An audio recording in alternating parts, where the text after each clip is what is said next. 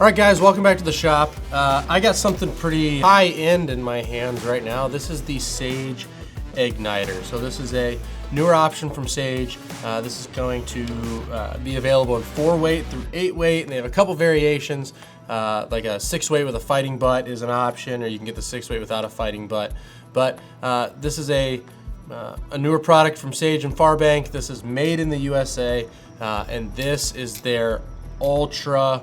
If you thought Sage meant fast, this is even fast for a Sage.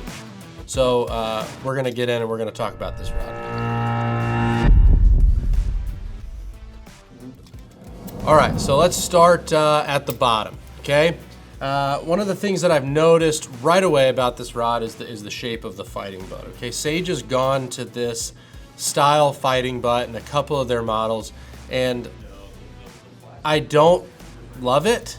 I think it's a little bit big for the weight of the rod. This is an 8-weight that I have in my hand, but I think that this fighting butt is a little bit big for this type of rod, and it has a little bit too much foam on it, I guess, for maybe I'm nitpicky, but this is a $1,000 rod, okay? This rod retails for $995. I don't want to see foam, really, on a $1,000 rod, but hey, that's just me. But now we're gonna go into the reel seat, and the reel seat's something that I do really like in this rod. So it's not the basic like satin finished aluminum or black anodized aluminum. This is like a polished, almost like a fly reel. Like this is like a polished, it's like a gunmetal almost. And one of the things that's cool about this rod, it's double up and locking reel seat like it should be. But what Sage does is they do put the number, the weight of the rod on there. So if you have multiple of these in your boat, congratulations, because you're obviously doing pretty well in life. But you get to see the weight of the rod really easy without having to go down and look at the blank. Cork, really nice cork, really nice shape, pretty classic full wells grip. And this is just gonna be a grip that's gonna pretty much work for everybody's hand, whether you have big hands, whether you got small hands. It's a pretty classic grip. Nothing weird about it. It really does fit nicely into the hand. Got a little hook keeper ring right here. I know that some of the freshwater trout guys like that, especially if you're using multi-hook rigs. I would like to have seen this gone on the heavier weights, just because most guys that are fishing salt are gonna be wrapping the line around the reel and then hooking it up to one of the feet on the guides. But hey, that's just me again nitpicking. But it's a $1,000 rod, so we should be able to nitpick it, right? So this is a deep red. Sage calls it a chipotle colored blank, okay? And they use that color in some of their reels too, a chipotle color. But it's a deep red. So if you're familiar with the Sage method was a lot brighter of a red color, where this is a lot deeper red color, almost like a burgundy color. And then the wraps are a little bit lighter red with the silver accents.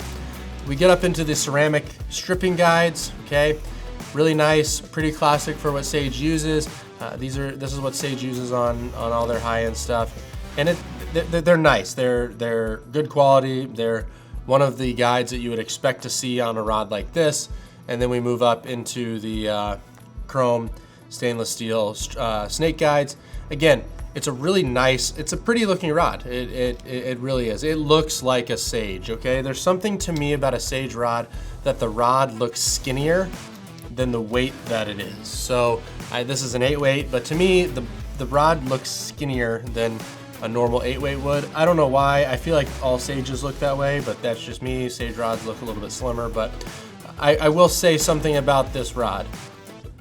They're marketing this rod for one thing and one thing only, especially in the heavier weights, and that is this rod is an absolute like telephone pole, okay? Holding it in your hand, testing it in the shop, the wiggle test, if you will, but just, wiggle. You're not supposed to do it this way, by the way. You're supposed to have an abrupt stop. But even just that, I already know before we go out and cast this that I'm going to have to put a shooting style head on this rod to really get any feel out of it, because this rod is made for high wind, tight loops, big heavy flies. Those are the things that this rod's going to excel at.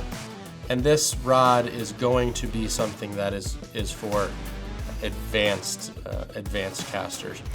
Another thing to mention, Sage rods, Sage products. This rod's made in the USA. So again, something that's important to a company that is going to be looking after that. But all in all, it looks pretty. $1,000 pretty?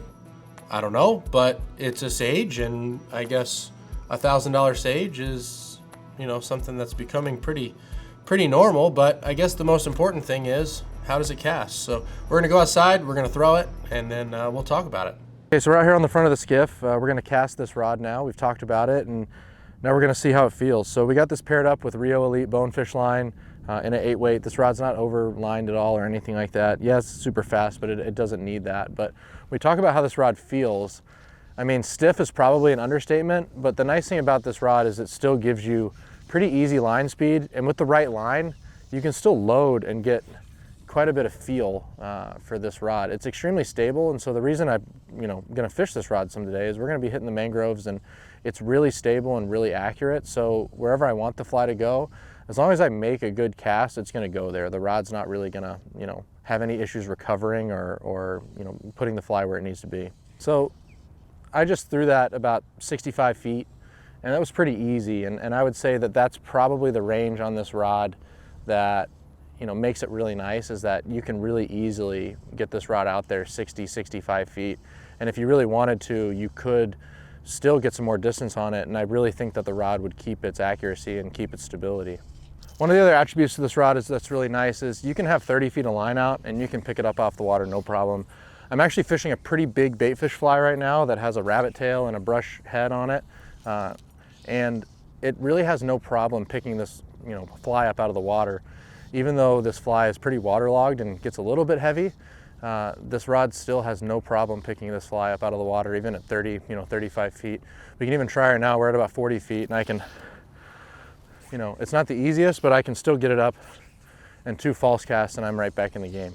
I will say this about the rod, okay? If you're not somebody that does this a lot, or you're somebody that gets out like once a month like I do, feel is important, and that is something that this rod does lack a little bit. So there's not a ton of feel. So I would say that for more delicate presentations or really short shots, like let me throw a little short shot and kind of talk about it. It's not super easy to get this rod to bend, and it's also not super easy to get the fly to land super soft.